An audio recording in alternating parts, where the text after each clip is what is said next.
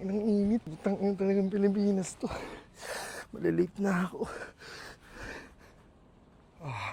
Chillax na. Tagal talaga ni Osas. Parang di ko makilala sa oras yun. Kaya nga puta, hindi marunong Pre. Sorry, putang tagal ko. Late, pre. Traffic. Totoo, late ka nga. Tangina, anong oras na? Anong usapan natin? Diba alas 5? 30 minutes pa lang naman. O, 30 minutes. 30 pa lang. Ano madadatnan natin dyan nung pagka pumunta tayo? Wala na. Pre, pwede bang chillax lang? Yung boses ba, pre? Kasi, Paano mag-chichilax? Tangina yan. Anong oras lakad natin? Alas 5, pre. Puta, ang dating yan. Gusto mo, puta, ikaw yung boss eh. Ikaw yung masunod. Puta, 30 minutes. Gusto mo, ituloy na natin yan. Late nga tayo.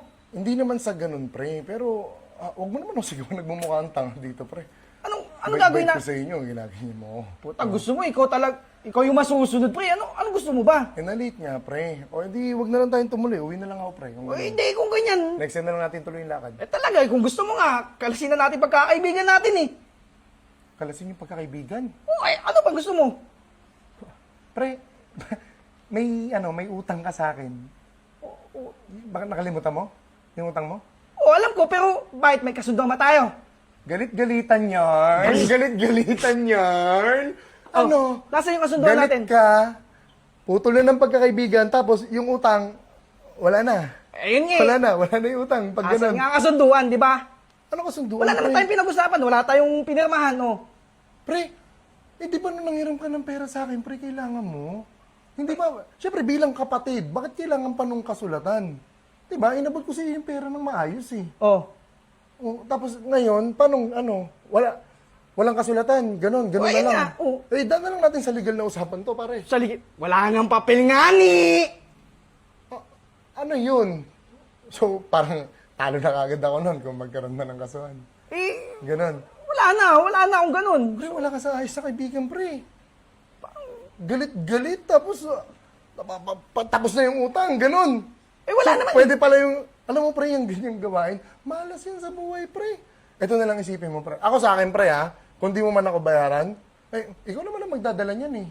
Hindi ako magdadala niyan, pre. Ikaw ang isipin. Ito na lang isipin mo, kapatid, ha? Oh.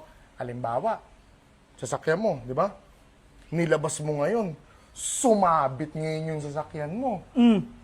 Kamalasan agad, di ba? Anong unang papasok sa utak mo niyan? Ina, hindi kasi ako binayarang utang, minamahalas na ako eh. Di ba? Ganun na mangyayari niyan eh. Ikaw pare, ikaw ang magdadala niyan. Basta ako pare, tinulungan kita. Kumbaga, dahil lumapit ka, meron ako bilang kaibigan mo, kapatid. Nabot ako sa'yo. Ngayong, di ba, hindi nga kita sinisingil, hindi mo ba napansin?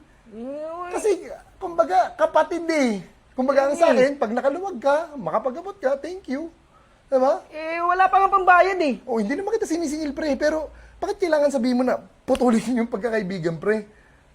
Quits-quits na lang, ganon. Quits-quits na lang. Kumbaga, syempre, hindi na tayo mag-uusap niyan eh. Diba? Hindi na tayo mag-uusap. Tapos, wala na yung utang. Ha? Ano na lang. Tol, sa akin, wala yun, tol. Basta, sa akin, tol, ikaw ang magdadala niyan. Ako, tuloy na ako sa buhay ko. Ha? Yan lang, basta. Fuck you.